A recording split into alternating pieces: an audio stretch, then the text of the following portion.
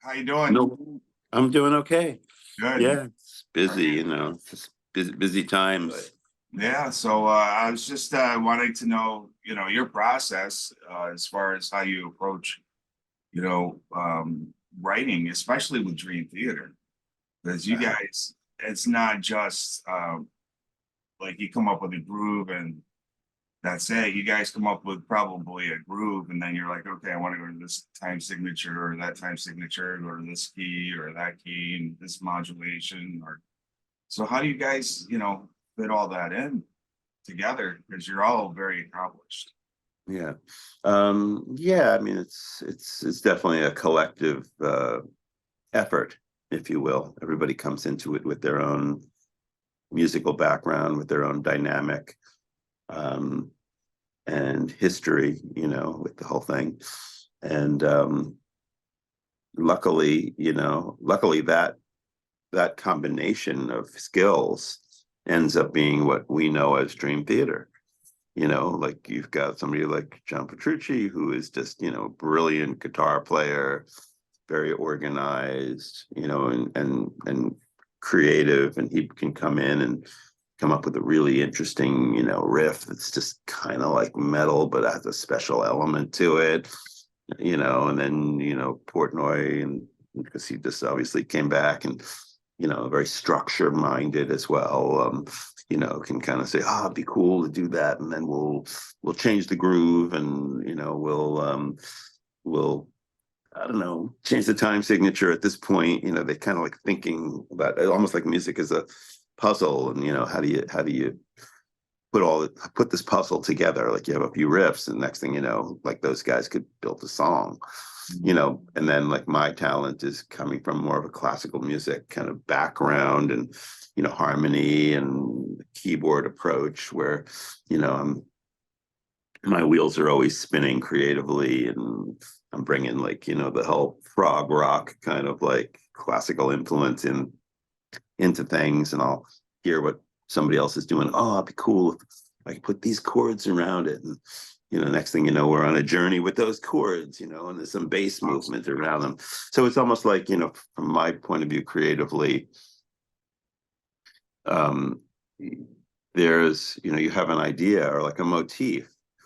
It's a very classical kind of a the thinking, where you have a motif, and then you could take that motif and you can do different things with it. Like, okay, if I've got a musical line, and it's in the chunky zone of the guitar, what happens if you put that in the top, on top? Then what can you put below it? Like all of a sudden it becomes a different thing, with something moving that's in the top, the higher register, and you've got then can put some interesting chords, or like note choices accenting different things. It totally changes the structure. And then get rid of the top part. And what did you just do in the left hand? You can put something, it's almost like everything is fair game. Like in Dream Theater world, believe it or not, like structure is really, really important. Even when you have a 20-minute song, still a lot of thinking about which parts and how many times and how they get shuffled around and where you go and all that. But there's also, in addition to that, there's also this, almost like classical mindset that I kind of can bring into it, that that means that you can treat motifs, melodies, and harmonies in a different way. So yeah, there's a lot of that. It's a real combination of our skills that go into a Dream Theater song. It's awesome. So you went to Juilliard. Can you tell me about that experience? Because again, I've never spoken to anybody from Juilliard, and I heard, throughout my life that you basically have to be a prodigy to just Yeah. the ability to Well, go. yeah, it's true. I went to Juilliard. I started there when I was 9 years old. And matter of fact, the kids that I was surrounded with were like 8-year-olds writing operas, and like just like incredible, ridiculous things that they would do at a very young age. A lot of Asian kids in those days that would be like, playing really proficiently at very young ages. And, I had obviously, a lot of talent, but there was all kinds of amazing things all around me. And my teacher was very, very strict. I was somebody who enjoyed improvising, but my classical music teacher at Juilliard didn't want to know anything about that, basically. She because just wanted me to learn how to symmetrical. follow that. She wanted me to learn how to follow the written page, which was, fine, but looking at it from a historical perspective, in Mozart's day, they valued improvisation, and Beethoven was an improviser, and somehow along the way, classical music people got very rigid and decided that they didn't want to include improvisation in their in what they teach. So I would take my improvising down the hallway, the furthest room from my teacher's studio, and just like play blues and boogie woogie and whatever Beatles songs, or whatever I wanted to express musically, but I couldn't do it as part of what I was learning at Juilliard. But but that said, my training at Juilliard was so great. Like what I learned just technically, mechanically, musically at the keyboard was so like incredible and critical to everything that I do. I mean, the way that I play the piano, the way that I play the synthesizer, any kind of like keyboard instrument or anything, it's all from that foundation, because it was an incredible foundation. I mean, my teacher was the assistant to a woman named Rosina Levine, who was probably one of the most famous piano teachers of the last like 100 years. So, and I would sometimes have a lesson with her. So I feel really lucky to have had that really amazing background. And these days I'm playing, I'm trying to teach myself how to play the guitar. And it's interesting because, I realize that what I had on the piano is something really, really special, really unique to have that kind of training. Because obviously, I got friends who can show me riffs and stuff on the guitar, and one guy plays this way, one guy plays another way. Everybody has kind of a different thing. And there wasn't this thing where, okay, you hold your hand this way and you do this, and then you do, they like kind of like lead you along once. Maybe it's possible, but there was not one solid path to take me from point A to point B. So it makes it a little harder to get to, it makes it harder to get further down the road, I feel like, because you don't know if there's certain things that are preventing you from, maybe the way I hold the pick, I don't know. Maybe the way I hold the pick, I'll never get beyond this point because it's something to do with the angle or the this or the that. And so it's making me think about the training I had and how clear it was. You hold your hand like this, you do this, you practice these exercises, da da da da da, da, and look what happened. I became, a really good keyboard player, and I've got a good technique. So, yeah, so Juilliard was kind of, about that, and learning all the classical music and learning how to read music really well. So yeah, some things So about guitar is like a totally different approach, obviously, because as you mentioned, like, there's different ways of holding the pick, positioning. it. Right. I think like you should always, position your hand aligned parallel with your fingers aligned parallel with your thumb or whatever. Yeah, but like right. The crazy thing is, it's a funny, and like electric guitar is a very strange beast, because you got guys playing with their thumb. Mateus Asado, who's doing these cool things, his thumb is over the guitar, because he's playing bass notes, and certain things you have to angle your hand, otherwise you really can't do. And if you keep like a classical technique, that's great. But then if you're trying to bend and do vibrato, you're not going to do it like that. I play upside down. I literally have my guitar with strings totally strung upside down. No shit. Yeah, so I have the low E on the bottom and the high E on the top. But I teach the other way too, because I can visualize, both forward and backwards, because I've had to do that ever since I Yeah, started playing. But yeah, I play upside down. Is like that's crazy. So yeah. you really break the rules. So when I went for a classical instructor, when I was going to SUNY in Albany or whatever, Yeah. I had a hard time finding a classical instructor to teach me. because of the way that I played. Yeah, Obviously, there's, specific techniques that you have to do, and I just had to work around it. you know? yeah, There's right, still right. still things I technically can do, Yeah, as far as like flamenco or um certain yeah, techniques where you got your thumb in the bass note, obviously, but sure. that's more classical oriented, and in rock you can pretty much break all the rules. So many ways to play. Yeah, that's the interesting thing about it, right?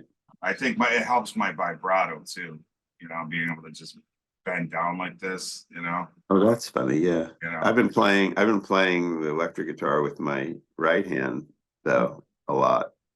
So so are you playing with both hands or Yeah. I mean, I've been doing that. So instead of just like tapping with one finger, I can use all my fingers. Like, eight finger I mean, tapping as well? Yeah.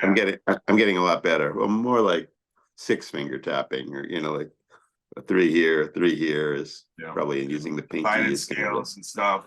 That's pretty yeah, cool. it's pretty cool. I've been So how do you enjoying approach learning that. how do you approach that? Because so some people get locked into scales, Yeah, right, certain right. box Well, patterns on guitar or and whatever. I'm completely the opposite. I need to learn more, or I need to focus more on patterns, like, but that's not how I grew up musically. I grew up with a piano that had, And each note had one place to play it, and you just, did what you did.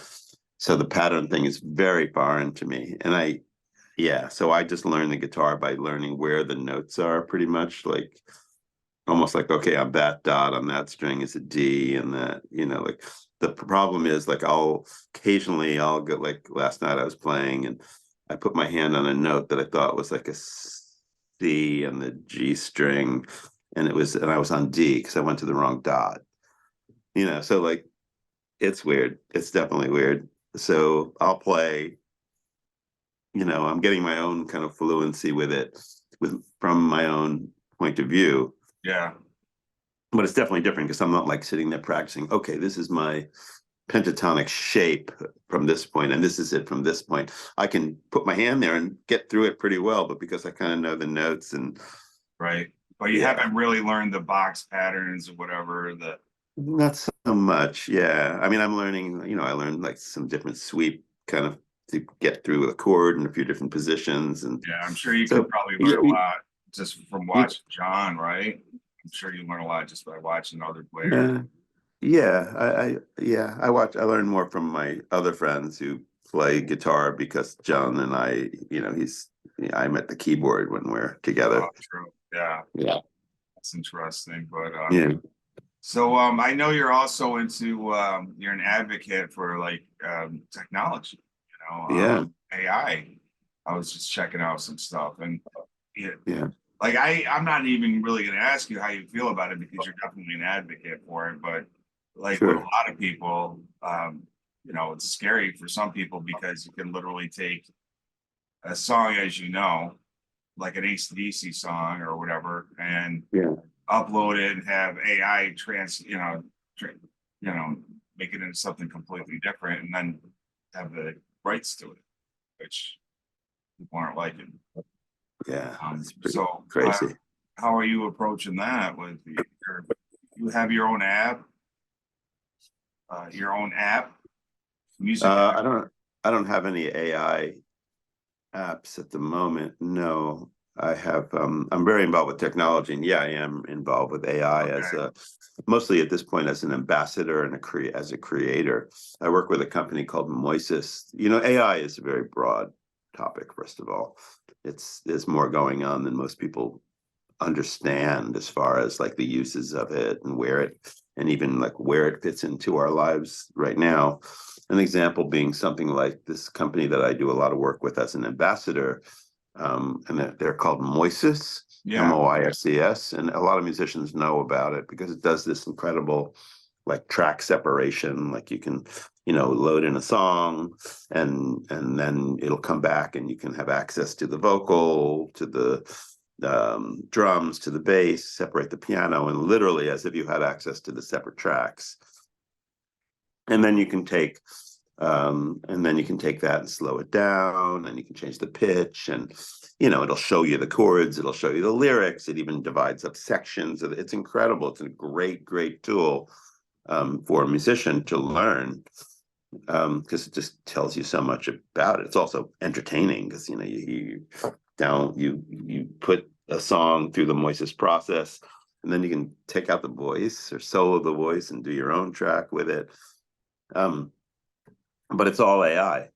Yeah. The whole thing is AI, and the musicians use the shit out of it. They're just like all over that app, but they have no idea that's AI. They're not thinking, oh, this is AI, and AI is going to destroy the world. I mean, you know, so it's an example of the ridiculous place we are in as a society with the technology, because people think if they see something and they think it's AI, they're all ready to say that's going to destroy the world or that's going to replace me.